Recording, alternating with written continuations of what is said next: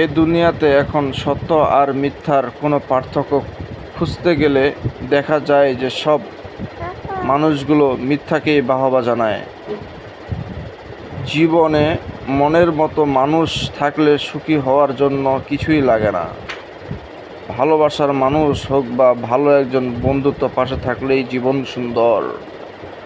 সম্পর্কটা তো ততক্ষণই সুন্দর থাকে যতক্ষণ একজনের কথা অন্যজনের কানে না দিলে। আমি হেসে হেসে তোমার সব চোখের পানি শুকিয়ে ফেলেছি, যার কারণে কষ্টের সময় কান্নার জন্য পানি বেছে নিয়েছি। মন হচ্ছে মানুষের শরীরের একটি গুরুত্বপূর্ণ অংশ, আর এই মনকে চালায় আমাদের সম্পদ, আর আমাদের সম্পদের আসে কঠিন পরিশ্রম। জীবনের মূল্য সবসময় টাকা না ভেবে অন্য কিছু দিয়ে চিন্তা করুন।